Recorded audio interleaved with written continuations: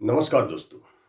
दोस्तों, आज हम जानकारी नहीं दे रहे आपको एक भारत में क्या कोई भी राज्य बगैर उद्योग बगैर इंडस्ट्री के प्रगति कर सकता है।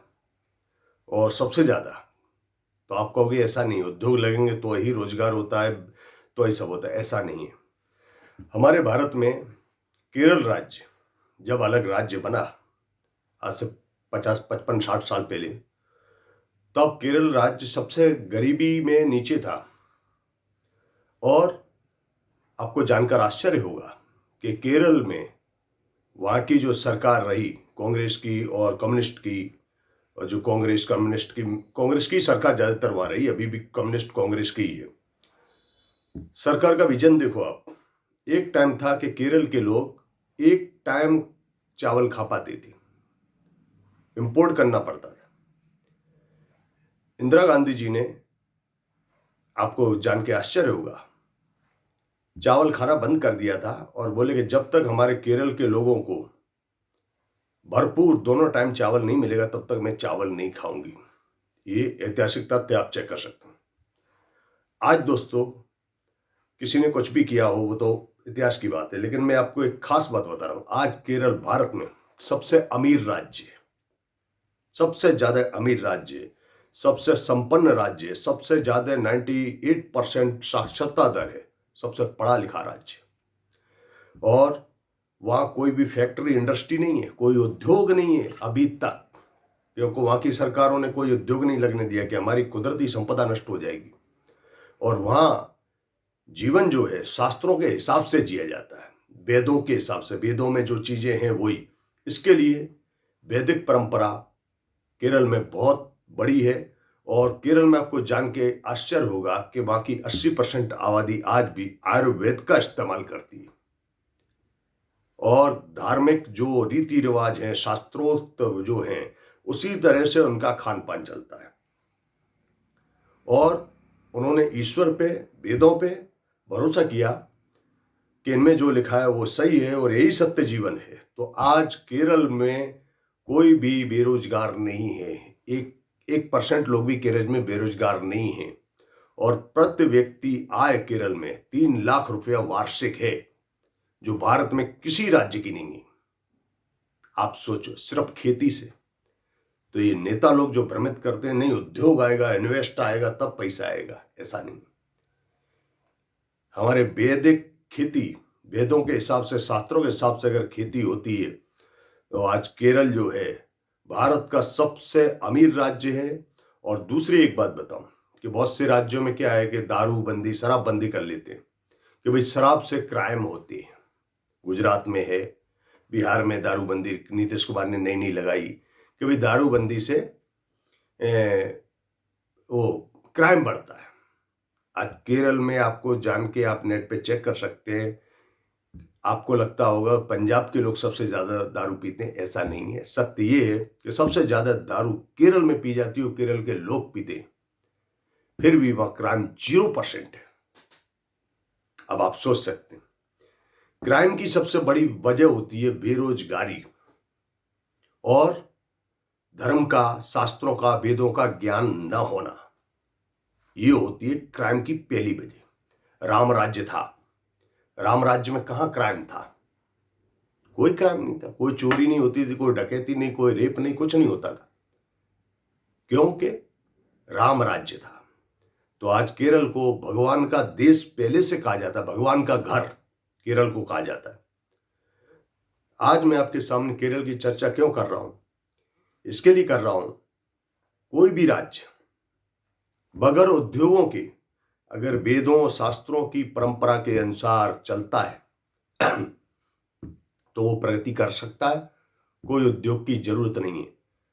हमारे भारत को भगवान ने चारों मौसम दिए, सब कुछ दिया है, फिर भी कुछ राज्य भारत में इतने पिछड़े।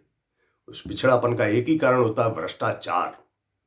तो जिन राज्यों में सबसे ज्यादा भ्रष्टाचार होता है वहां सबसे ज्यादा गरीबी होती है। आज केरल में कोई भी, कांग्रेस की सरकार शुरू से वहां है, सीपीएम की रही, लेकिन वहां के नेता ईमानदार हैं और ईमानदारी से काम करते हैं। इसके लिए आज केरल के हर गांव में हॉस्पिटल है, हर गांव में बस स्टेशन है, हर गांव में रोड है और हर आदमी का मकान पक्का है। वहां कोई भी बेघर नहीं है। वहां अनाथ आश्रमों में ज्यादा लोग नहीं मिलेंगे आपको, क्योंकि वेदों शास्त्रों की परंपरा से जुड़े हुए लोग हैं।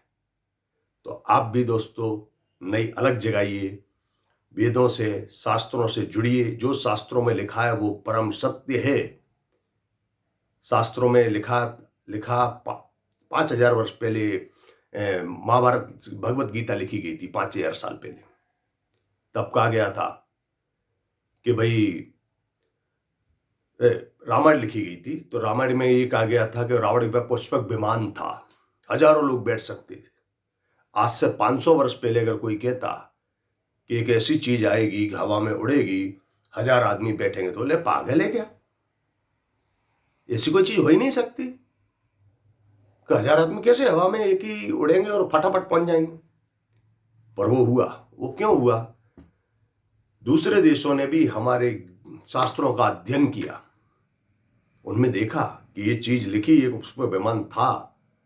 भले कुछ लोग डाउट करते कि नहीं होगा या ऐसे ही लिख दिया है, पर आप ये तो मानते कि रामायण सत्य है। रावण था, राम थे, वो सत्य है, तो वो शास्त्र भी सत्य है। उसका भरोसा फॉरेन कंट्री वालों ने किया कि ये सत्य है, जब करोड़ों लोगों की आस्था है। और आस्था से उन्होंने ये चीज की धीरे धीरे खोज की। आज देखो ड्रीम लाइनर प्लेन है, हजारों लोग बैठ के चलते हैं उनमें। तो वो चीज है, वो पहले भी थी, लेकिन ये तो 4-5 हजार वर्ष जब से कलयुग चला तो वो चीजें नष्ट हो गई थी भगवान के काल में। इंसानों की बुद्धि पे छोड़ दिया था भगवान ने, अब तुम करते रहो। तो ये चीजें हैं दोस्तों। हम हमारे शास्त्रों को, वेदों को, वैदिक परंपराओं को, वैदिक जीवन शैली, वो उसके साथ चलेंगे। हमारी नदियां, हमारे मंदिर, हमारी परंपराएं, हमारे नियम, उनके अनुसार अगर जीवन जिएंगे तो आपका घर, आपका जिला, आपका गांव, आपका राज्य, आप अपना देश सुखी संपन्न हो जाएगा, केरल की तरह। तो ये बहुत बड़ी चीज है कि केरल में एक भी उद्योग नहीं है आज दिन तक, फैक्ट्री नहीं एक भी, आप सर्च कर सकते। फिर भी सबसे अमीर राज्य खेती के बल पे। तो आप सोच सकते हैं दोस्तों, और आज केरल में कोई भूखा नहीं सोता, हर आदमी के पास खुद का पक्का घर है। तो ये बहुत बड़ी चीज है। और सबसे ज्यादा शिक्षित लोग वहां हैं, क्योंकि हर गांव में स्कूल है, हर गांव में हॉस्पिटल है। तो ये हुआ क्यों? इससे हुआ कि वहां के लोग शास्त्रों, वेदों की परंपराओं से जुड़े हैं। आज भी वहां मंदिर जाए बगैर, स्नान करके मंदिर जाते हैं। जो भी गांव में मंदिर हो अपना पास में, वहां मंदिर में जाएंगे, वहां नियम से आरती में शामिल होंगे, प्रसादी करेंगे। नहीं जा पा रहे मंदिर तो घर में ही आरती में शामिल होंगे। नियम से उठते, नियम से सोते, नियम से खाते, नियम से पीते। तो शास्त्रों के हिसाब से अगर आप चलेंगे तो सही में आपका जीवन, आपके गांव का, आपके शहर का, आपके राज्य का और हमारे पूरे भारत का बेहतर हो जाएगा। आज इस वीडियो में इतना ही। नमस्कार। और हमारे चैनल हिंदुइज्म रिसर्च फाउंडेशन को शेयर करें, लाइक करें, कमेंट करें, और आपका जीवन बेहतर हो। हमारी शास्त्रों के माध्यम से, प्रैक्टिकल के माध्यम से हम रिसर्च करते हैं हिंदुइज्म के ऊपर कि हिंदुइज्म क्या है। हिंदुइज्म सुख का नाम है, संपन्नता का नाम है, वैभव का नाम है, एकता का नाम है, एकता में अनेकता का नाम है। हिंदुइज्म, हिंदू धर्म जोड़ना सिखाता है, तोड़ना नहीं। अगर जोड़ना न सिखाया होता तो भारत में आज हर धर्म के लोग आबाद हैं। नमस्कार मित्रों।